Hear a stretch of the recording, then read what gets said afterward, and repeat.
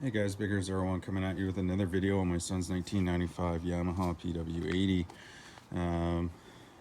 I was mentioning in my last video on this bike that we'll be rebuilding the top end eventually, and I figure it's a good time. Unfortunately, I have been waiting for an exhaust to show up, and it doesn't look like it's going to be showing up anytime soon, so I figured I'll just rebuild it, and hopefully you can get a pipe for it in the future. But for now, I'm going to show you all the steps that I did to take this apart and install the new one. So sit back, relax, and enjoy the video.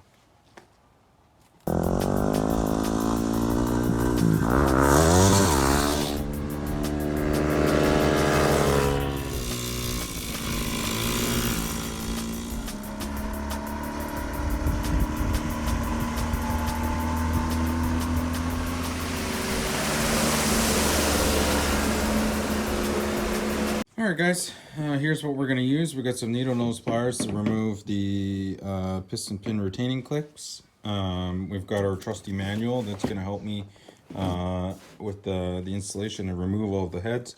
We've got some sockets, a 10 mil and a 12 mil to remove the exhaust and the cylinder itself, some rags. Then we have the kit ourselves. It came with the cylinder, the head, the piston, which is a 48 millimeter, the rings, but I actually have some OEM rings that I'm going to put on there. We've got the gaskets, we've got the piston pin, we've got the piston pin retaining clips, and then we've got the needle bearing itself. We're going to use some assembly lube during the process. So that's the product there that I have. If you've seen my other video on my PW50 where I rebuilt it, you'll sort of see this is quite similar process. We got some WD-40 to help with the removal of the head bolts, and then of course we have our Flexhone. This is a 1 7/8 Flexhone. You're going to need a drill with this, and then we've got the Rapid Tap heavy duty cutting fluid. So this is a 48 millimeter honing tool, and basically we're just going to do that to deglaze the cylinder to help it have better cross hatching and better chances of it breaking in properly. So let's get started. So the manual says to remove the seat and the gas tank. I'm not going to remove the gas tank. We're just going to remove the seat and the exhaust. So you have 2 bolts under here.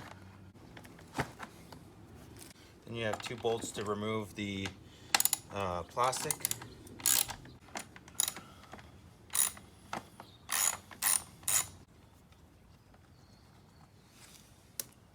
One bolt here.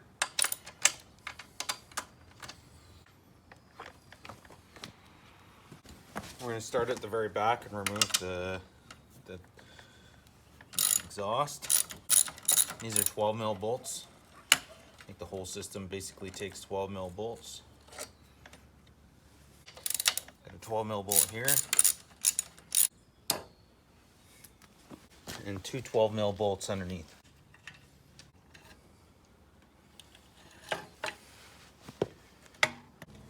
Next, I'm going to spray a little bit of WD-40 on the bolts. Get some lube action going on. Hopefully they don't break. Because if they break, I have to get new cylinder studs. I forgot to mention you need a plug wrench.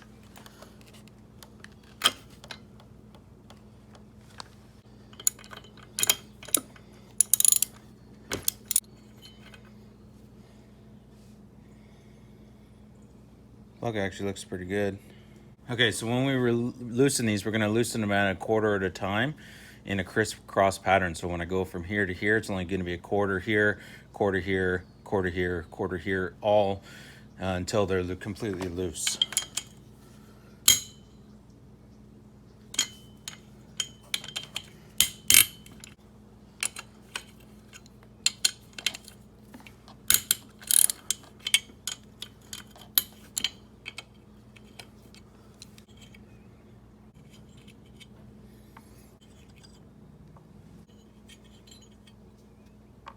Okay, you can see that they're all off. Now we should just be able to tap the head off. Let's get a little rubber mallet, or you might even just be able to do it by hand. Oh, this one comes off by hand. She looks pretty good in there. Okay, the next part is the actual cylinder itself. This one might be a little bit more difficult, so you might need a little rubber mallet to give it a tap.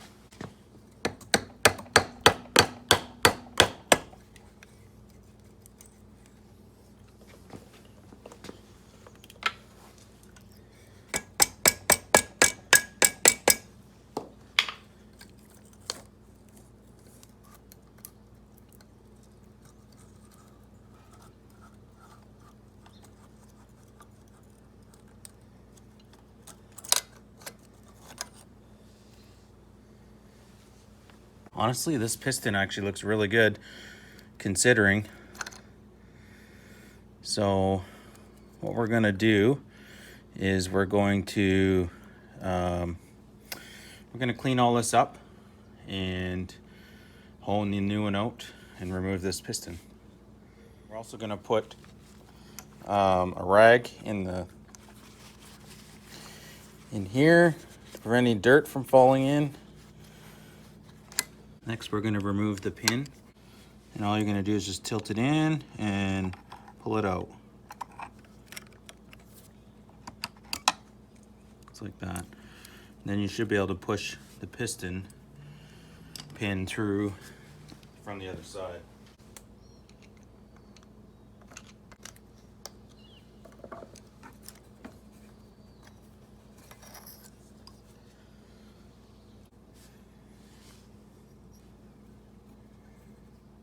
Don't forget about the needle bearing that goes between.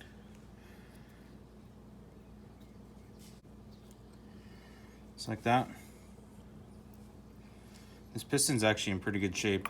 My hands are a little bit dirty, but there's a little bit of scoring on there, but not too much. Not as bad as my PW50. If you want to see what a really bad piston looks like, look at my video that I have on my son's PW50 that's on my channel. But I'm just going to replace this. We might use this as a spare and clean this all up, clean the gasket off, clean these studs off, and hone out the cylinder, and we'll put it back together. Okay, so we've got my honing Flexhone with my drill.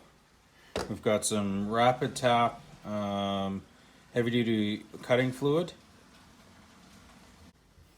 And then so for this, you basically want your hone to be going in at about a 600 to 1000 RPM, and obviously don't use any high-speed tools or anything like that. It should only take you about 20 to 45 seconds to deglaze this and put some cross hatching in. Obviously you want to use a lot of this lube, so we'll just put a little bit of the lube in the cylinder first, just so we have some in there already.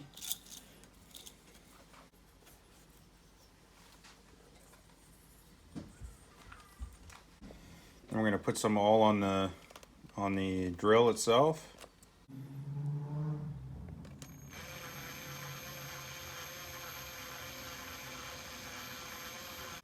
Okay, another thing too, guys, is when you're doing this, you don't want this hone to go all the way through. You want it to go through about halfway, and then same with going when it comes out this side. I'll show you what I mean. And basically you're just going to go in and out, back and forth for about 20 to 30 seconds, and then at the last minute you'll speed it up a little bit, but you always got to make sure that it's spinning when it's going in there.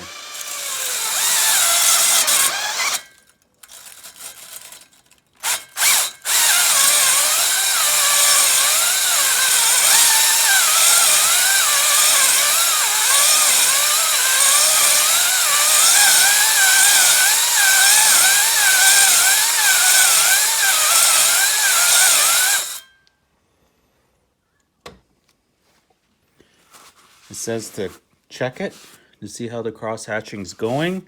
About halfway through, just wipe it out, put some more lube in there. And now we'll go a tiny bit faster when we're doing it, so that it really gets a good cross hatch.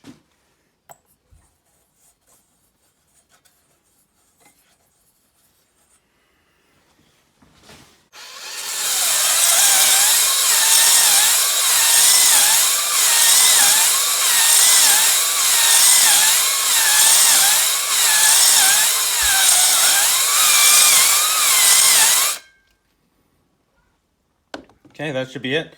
Now what we're gonna do is I'm gonna take it to the get a hot bucket of soap with water and really clean it out and air dry this. Take a nozzle and clean it all out. Make sure you brush all the ports and everything so that you don't have any of this stuff lying around left in there. So I'll show you what it looks like once I've got it all cleaned up. Okay guys, I don't know if you can see it on the camera, but you can see that it's got some pretty decent cross hatching there. That's going to help with seating the rings and keeping the oil in the cylinder properly. Okay guys, so we got our piston here. We've got, as you can see, there's two different grooves here, but you've got these little kind of like pins that basically when you have this, that it's gonna squeeze together over, and it's gonna look something like that right at the point where the thing is, or the pin is. So these rings are OEM Yamaha rings, so we're gonna try them out. One has a T2, I don't know if you can see that, and the other one's a T1. So I'm just gonna base that out that the top one is the T1 and the T2 is the bottom one.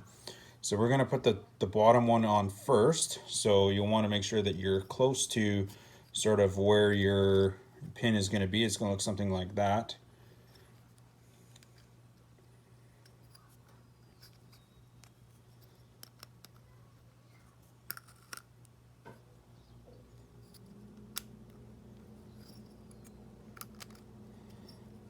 And when it squeezes together, it should look like that. We're going to put some assembly lube on the piston and everything when it's all ready to install. So you got to remember that when you're doing this, that you put this so that the rings can go, as you can see, sort of around the pin. So you always want to put the longer part on the bottom.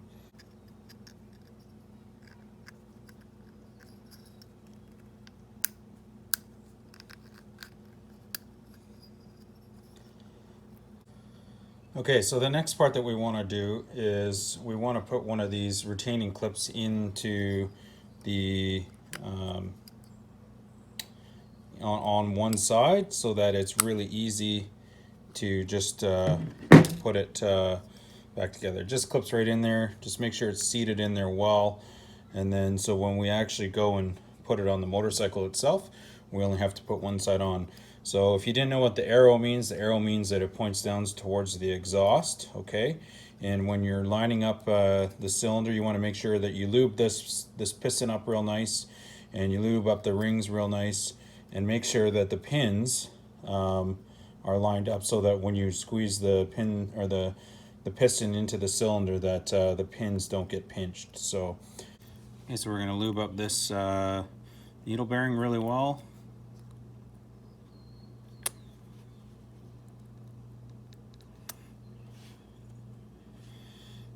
With your assembly lube, get it in there real nice.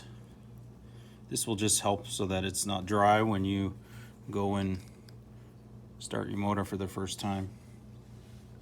We're going to lube up the piston pin.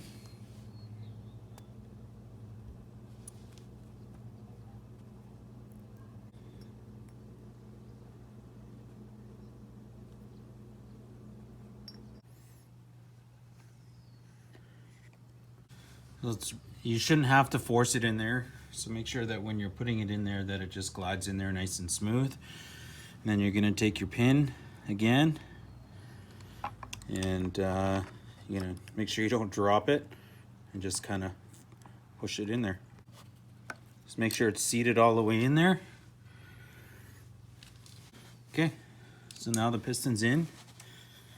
You can see that it's seated in there nice, and it's not going to fall out. They recommend, I think, 12 and 6 o'clock for your pin, like the way the pin faces. So now I'm going to lube up the piston pretty good and the cylinder, and we got to put the gasket on. It really only goes on one way. You got to make sure that your surface that you put it on is nice and clean. I've already cleaned all this up so that it's nice and clean for me.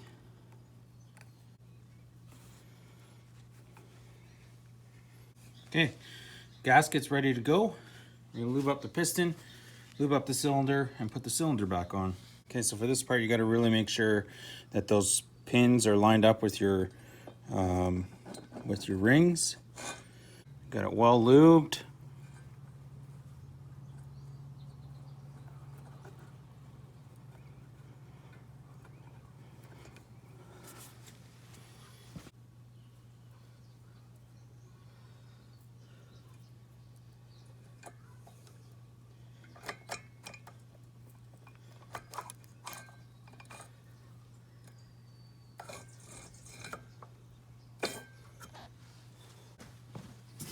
Okay, so those rings are lined up pretty good. We'll give it a quick, just up and down motion with the Kickstarter to make sure that the piston isn't hung up on anything. It feels pretty good. You can see it coming in and out. Okay, next we need to install the head gasket. Just be gentle with it. Make sure your surface of your gasket is clean, which mine is. And you're gonna put your head on. Make sure that you put it on the same way you took it off, so the big kind of top portion here is at the top.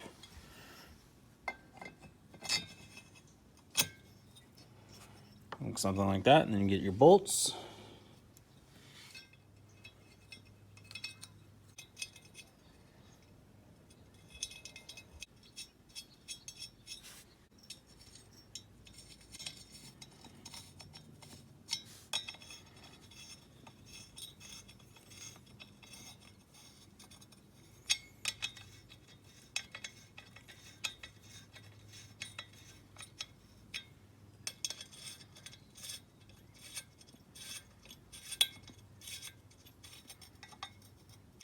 Okay guys, as you can see, I just have them all finger tight first, and then we'll torque them down to the specs here. I'll just have to look at the manual. Okay guys, as I said before, we're gonna tighten them in a cross pattern. The manual says 14 Newton meters or 10 foot-pounds.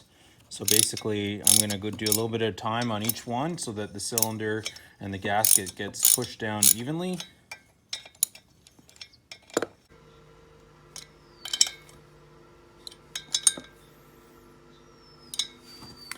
All right, now you can torque them down to the 14 Newton meters or the 10 foot-pounds, and that should be good for the cylinder itself. Okay guys, it's all torqued down. I'm gonna tighten down the spark plug, put that on. I'm gonna reinstall the exhaust and the plastic, and let's see if this baby will fire up. Tip when you're doing these, when you're reinstalling the exhaust, make sure that you just loosely fit it all in there first, and then start from the head. Tighten the head bolts first, move to that bolt up there, and then finally that bolt, so that basically it's nice and flush. You know it's flush on the head, and there's not going to get any water or dirt inside the head. So let's see if this baby will fire up. All right, it's all back together, all properly torqued down. And I just want to take a quick second to talk about the break-in period. This is straight from the manual. So obviously it says basically let it warm up. Lower speeds for the first 3 to 5 minutes. Turn the engine off, check the spark plug, allow the engine to cool down before restarting it. Restart the engine, allow it to warm up. Repeat steps 2 for 5 minutes. Periodically check the full throttle response. Turn the engine off and check the spark plug condition. And basically just going to follow it all the way down till you get to number 8 there. And that's sort of the break-in period that I'll be recommending my boy rides, or potentially a new owner if I end up selling this bike because I can't get an exhaust. So unfortunately guys, I can't get an exhaust for this bike right now. FMF is taking forever to get them made or shipped or whatever. I don't know what the issue is, but I also wanted to talk about this cylinder. I mean, this cylinder could be, I guess, honed out or up 2 sizes. You can get pistons for 2 sizes over the stock. I mean, this would be a great little kind of spare cylinder. I mean, as you can see, either somebody recently rebuilt it before I bought it, or they just had it, you know, it just runs really clean. My PW50 was all carboned up, and the cylinders was all scorched to the skirt, and on the piston was all damaged, so it was kind of a mess. But anyways, we're gonna fire this thing up and see if she runs. We should expect a little bit of smoke in the beginning because of all the engine assembly lube. I mean, I just did it, so it should burn off pretty quick. And let's see if this thing runs. Before I start it up, I want to make sure that nothing is binding when I kick it over, just to make sure that it is not going to literally blow up right away. Feels pretty good. Feels really good compression compared to what it had before. So let's see what she does.